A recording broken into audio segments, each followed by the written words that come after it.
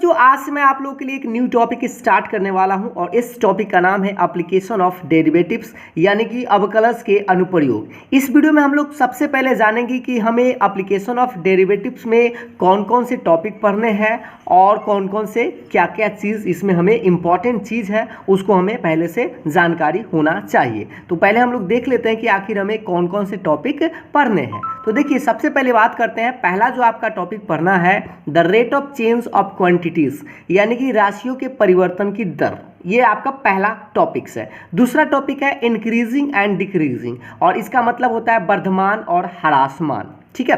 तीसरा टॉपिक है आपका अप्रॉक्सीमेशन यानी जिसको हम सन्निकटन के नाम से जानते हैं। चौथा जो टॉपिक है आपका टेंजेंट्स एंड नॉर्मल यानी कि स्पर्श रेखाएं एवं अभिलंब।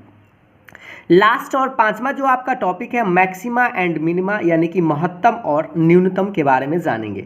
इस सब में हम लोग बस एक ही चीज़ कॉमन है, उस कॉमन चीज़ का नाम आप लोग जान लीजिए कि dy बाई डी एक्स का प्रयोग करना आप सीखेंगे। तो इस जो आपका जो टॉपिक अभी है एप्लीकेशन ऑफ डेरिवेटिव्स यानी अवकलज के जो अनुप्रयोग है, इसमें आपको करना क्या है, dy बाई डी एक्स का प्रयोग करना है। पिछले वाले जो आप लोगों ने टॉपिक पढ़ा था उसमें आप लोग डिफ्रेंशिएशन कंप्लीट कर चुके हैं और डिफ्रेंशिएशन कंप्लीट करने के बाद जो है आपका ये एप्लीकेशन ऑफ डेरिवेटिव्स टॉपिक आता है। इसमें कि आपको पढ़ना क्या है कि सिर्फ और सिर्फ dy बाई डी एक्स का प्रयोग कैसे करें, प्रयोग कहाँ करना है, कौन कौन से टॉपिक में हमें प्रयोग करना है, ये हम लोगों को सीखना है। तो आप लोगों ने ये देखा अभी कि आपको 5 गो टॉपिक पढ़ना है। हम इस 5 टॉपिक के बारे में बारी बारी से अध्ययन करेंगे। तो चलिए शुरू करते हैं। आज का हमारा पहला टॉपिक यानी कि the rate of change of quantities यानी राशियों के परिवर्तन की दर के बारे में हम लोग पहले जानेंगे कि आखिर ये जो पहला जो आपका टॉपिक है वो इस टॉपिक में हमें क्या क्या पढ़ना है और ये टॉपिक होता क्या है, ठीक है। तो देखिएगा ध्यान से, थोड़ा सा आप पहले अच्छा से समझिए कि dy बाई डी एक्स के बारे में आप लोग परिचित हैं पहले से ही। तो dy बाई डी एक्स का मतलब क्या होता है, तो dy बाई डी एक्स का मतलब 3 गो होता है, ठीक है। क्या गो मतलब होता है, 3 गो मतलब होता है। पहला होता है differentiation of y with respect to x अर्थात x के सापेक्ष y का अवकलज, ठीक है। पहला तो आप लोग समझते हैं कि हम बाई किसी भी फंक्शन का डिफ्रेंशिएट अगर x के रिस्पेक्ट में कर देते हैं तो उसको dy बाई डी एक्स बोलते हैं। दूसरा जो होता है rate of change of y with respect to x यानी कि x के सापेक्ष y में परिवर्तन की दर, और यही टॉपिक आपको पढ़ना है यानी कि rate of change of y with respect to x यानी x के सापेक्ष y में परिवर्तन की दर आप लोगों को पढ़ना है। एक और इसी को हम बोलते हैं स्लोप ऑफ टेंजेंट यानी स्पर्श रेखा की ढाल। तो आप dy बाई डी एक्स को 3 नाम से आप जानेंगे। पहला differentiation of y with respect to x यानी x के सापेक्ष अवकलज यानी कि जो आप डिफ्रेंशिएशन करना सीखे थे dy बाई डी एक्स, ये तो आपका एक नाम हो गया। दूसरा हो गया x के सापेक्ष y में परिवर्तन की दर। तीसरा हो गया स्पर्श रेखा की ढाल, ठीक है। तो इससे इस वीडियो में हम बात करेंगे special the rate of change of quantities के बारे में। तो देखेंगे कि rate of change of quantities क्या क्या होता है। देखिएगा dy बाई डी टी को हम लोग क्या बोलेंगे, सबसे पहले इस बात को हम लोग समझेंगे कि dy बाई डी टी को भाई क्या बोलते हैं। तो dy बाई डी टी को क्या बोलते हैं, rate of change of y। याद रखिएगा जो ऊपर में रहे ना उसको उसमें चेंज होता है, तो इसीलिए हम लिखे rate of change of y with respect to, w को विथ बोलेंगे और r से रिस्पेक्ट और टू तो समझते हैं टू, और किसके रिस्पेक्ट में, जो बटा में रहेगा उसके रिस्पेक्ट में, तो t के रिस्पेक्ट में है तो इसको हिंदी में बोलेंगे t के सापेक्ष y में परिवर्तन की दर, ठीक है। अब इसी तरह से अगर है dx बाई डी टी, तो dx बाई डी टी है तो इसको क्या बोलेंगे, rate of change of x with respect to t। याद रखिएगा जो भी ऊपर चीज़ है उसमें परिवर्तन आप करना चाह रहे हैं, किसके रिस्पेक्ट में करना चाह रहे हैं, तो जो भी आपका नीचे होगा वो उसके रिस्पेक्ट में। तो नीचे t है तो इसलिए हम t के सापेक्ष x में परिवर्तन की दर, ठीक है। अब आगे देखते हैं डी बाई डी आर क्या होता है। डी बाई डी आर का मतलब होता है, याद रखिएगा, rate of change of area. A से हम एरिया को डिनोट करते हैं, ठीक है। ए से किसको डिनोट करते हैं, एरिया को। तो क्या बोलेंगे, rate of change of area with respect to, याद रखिए आर, और आर से आप रेडियस समझते हैं, रेडियस मतलब त्रिज्या। हिंदी देखिएगा, त्रिज्या आर के सापेक्ष क्षेत्रफल ए में परिवर्तन की दर। तो देखिए हमें पहले ये सब क्यों हम आपको बता रहे हैं, क्योंकि आपको पूछेगा कि किसी वृत्त के क्षेत्रफल में परिवर्तन की दर ज्ञात करें। तो आपको पहले ये समझना होगा कि आखिर हम इतने बातों को शॉर्ट में क्या लिखते हैं। तो इसीलिए हम अभी आपको बता रहे हैं कि डी बाई डी आर को हम आखिर क्या पढ़ेंगे। कुछ और इसी तरह के इंपॉर्टेंट सिंबल्स है उसको पहले आप लोग देख लीजिए अच्छा से, देखिएगा ध्यान से। D R by D T को आप क्या पढ़ेंगे, पहले इसको हम लोग समझ लेते हैं कि D R by D T का क्या मतलब होता है। तो rate of change of R, याद रखिएगा ऊपर में आर इस बार है, इसलिए the rate of change of R with respect to time, यानी टी, नीचा में टी है इसलिए टाइम, तो इसको हम बोलेंगे टी समय के सापेक्ष त्रिज्या आर में परिवर्तन की दर। याद रखिए सीधी सी बात आप एक कि ऊपर में जो भी चीज़ रहे उसमें आप परिवर्तन करेंगे और जो नीचा रहे उसके सापेक्ष, ठीक है, ये बात आप लोगों को समझ में आ गया होगा। अगला है D V by D T, इसका क्या मतलब होता है, देखिएगा rate of change of volume with respect to time, यानी टी के रेस्पेक्ट में है तो समय के सापेक्ष आयतन में परिवर्तन की दर। जैसे आपसे पूछा जाए कि गोला के आयतन के परिवर्तन की दर बताइए और समय के सापेक्ष, तो आप D V by D T निकालेंगे। इस तरह से आपको पहले मीनिंग इसका समझना है। देखिएगा अगला है D S by D T, क्या होता है भाई, D S by D T को कब निकालेंगे हम, तो D S by D T कब निकालेंगे, याद रखिएगा जब आपसे पूछा जाए rate of change of surface area with respect to T, यानी कि टाइम, समय के सापेक्ष पृष्ठीय क्षेत्रफल में परिवर्तन की दर अगर आपसे पूछता है, इसका मतलब आपको निकालना है D S by D T. आगे देखिएगा D C by D T कब निकालेंगे, तो rate of change of circumference with respect to T, यानी समय के सापेक्ष वृत्त की परिधि में परिवर्तन की दर। आप जानते हैं कि परिधि को हम लोग शॉर्ट में सी से लिखते हैं, इसलिए इसको डी सी और बाई डी टी क्यों लिखे, समय के सापेक्ष निकालेंगे तो इसलिए बटा में डी टी लगाएंगे, ठीक है। एक लास्ट और इंपॉर्टेंट चीज इसको देख लीजिए आप लोग अच्छा से, dp बाई डी टी को क्या बोलेंगे, rate of change of perimeter with respect to T, यानी समय के सापेक्ष परिमाप में परिवर्तन की दर। तो आप लोगों को यह बता रहे थे अभी हम कि भाई ये जो आपको शॉर्ट फॉर्म दिख रहा है dv by D T, ds by D T, dc by D T या dp बाई डी टी, या आपको बताया गया अभी यहाँ पर da बाई डी आर या dx बाई डी टी क्या होता है, इस सब का मतलब आप लोगों को पहले समझ लेना है अच्छा से, तब जाकर आप क्वेश्चन को आसानी से समझ पाएंगे। अगर आप लोगों को इसको समझने में दिक्कत होगा तो आप क्वेश्चन भी नहीं बना पाएंगे। इसलिए पहले आप लोग इसका मतलब समझ लीजिए कि जो ऊपर है उसके रिस्पेक्ट, जो ऊपर है उसमें परिवर्तन हमको करना है और जो नीचे है उसके सापेक्ष करना है। अब इन सब सारे बातों को हम लोग कैसे स्पष्ट करें, तो उदाहरण के माध्यम से हम लोग इस बात को समझेंगे। जैसे एक उदाहरण के माध्यम से हम लोग इस बात को समझने का प्रयास करते हैं। देखिएगा ध्यान से,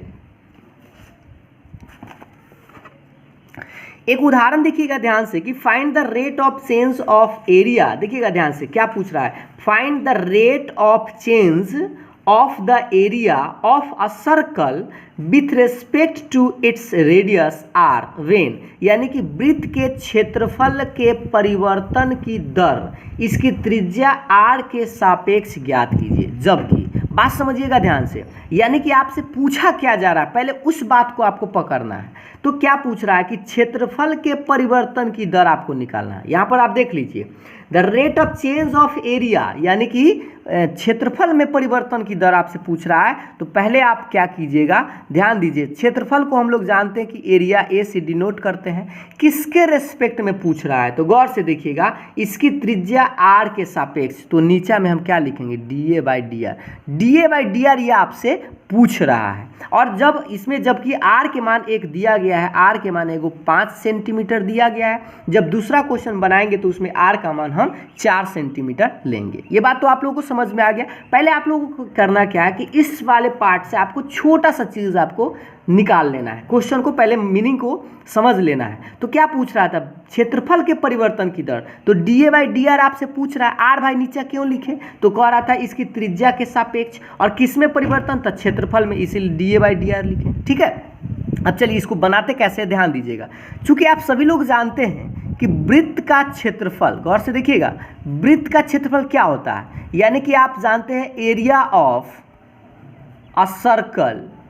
बताइए एरिया ऑफ सर्कल क्या होता है, वृत्त का क्षेत्रफल आपको ए से डिनोट करेंगे, वृत्त के क्षेत्रफल को हम किससे डिनोट करेंगे, ए से डिनोट करेंगे। अब क्यों, क्योंकि आपका शॉर्ट पहला लेटर ए है, तो ए बराबर आप सब जानते हैं कि क्या होता है, पाई आर स्क्वायर, जानते हैं ना, वृत्त का क्षेत्रफल आप जानते हैं कि पाई आर स्क्वायर होता है। अब आप लोगों को इसको डिफ्रेंशिएट कर देना है आर के रेस्पेक्ट में, तो लिखिएगा D A by D R, इधर भी लगा दीजिएगा डी बाई डी आर, और ये रहेगा पाई आर स्क्वायर तो रहेगा। ठीक है, ये बात आप लोगों को समझ में आ रहा हो। आगे देखिएगा, इधर निकालेंगे, पाई कांस्टेंट है तो बाहर हो जाएगा, और आर स्क्वायर आर के रेस्पेक्ट में अगर डिफ्रेंशिएशन करें तो 2r आएगा, इसलिए 2r लिखे। इसका आंसर कितना है, 2 पाई आर। लेकिन इसमें कह रहा था, गौर से देखिएगा, इसमें आपको दिया गया था कि आर के मान आपको 5 सेंटीमीटर रखना है ना। आर के मान यहाँ पर देख पा रहे होंगे 5 सेंटीमीटर आपको रखना है। तो 5 सेंटीमीटर रखिएगा तो D A by D R बराबर आएगा कितना, दिखिएगा आपका कितना आंसर आया था 2 पाई आर। तो लिखिएगा 2 पाई गुने आर का मान 5, तो 5 दूना कितना है 10 पाई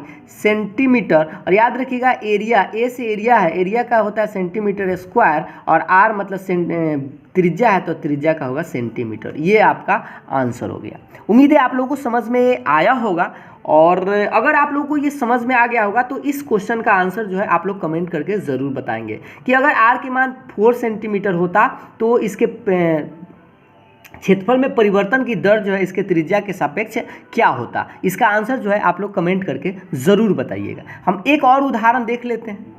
एक उदाहरण और समझिएगा ध्यान से, ताकि आप लोगों को ये जो अभी आपको बताया जा रहा था rate of change of quantities के बारे में, यानी राशियों के परिवर्तन की दर के बारे में आप लोगों को समझ में आ जाए। देखिएगा, the radius of a circle is increasing, यानी कि ध्यान दीजिएगा, radius of a circle increasing मतलब कि उसका जो त्रिज्या जो है वृत्त का वो बढ़ रहा है। इंक्रीज मतलब बढ़ रहा है at the rate of 3 centimetre पर सेकेंड। गौर से देखिएगा 3 सेंटीमीटर पर सेकेंड, यानी समय इस पर दिए हुए हैं।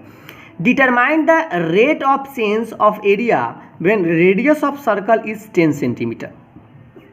मतलब किसी वृत्त की त्रिज्या जो है वह 3 सेंटीमीटर पर सेकेंड की दर से बढ़ रही है, ये आपको पता है, दे दिया गया है। और पूछा जा रहा है कि क्षेत्रफल के परिवर्तन की दर ज्ञात करें जब वृत्त की त्रिज्या जो है वह 10 सेंटीमीटर है। तो हम अकॉर्डिंग टू क्वेश्चन में लिखते हैं। गौर से देखिएगा, यह दिया क्या गया है कि आर बढ़ रहा है, मतलब आर यानी त्रिज्या, त्रिज्या में परिवर्तन की दर दिए हुए 3 सेंटीमीटर पर सेकेंड। देखिएगा 3 सेंटीमीटर पर सेकेंड, तो बताइए 3 सेंटीमीटर तो आर हो गया, और सेकेंड का क्या मतलब होता है, टाइम होता है, तो इसीलिए D R by D T लिखेंगे।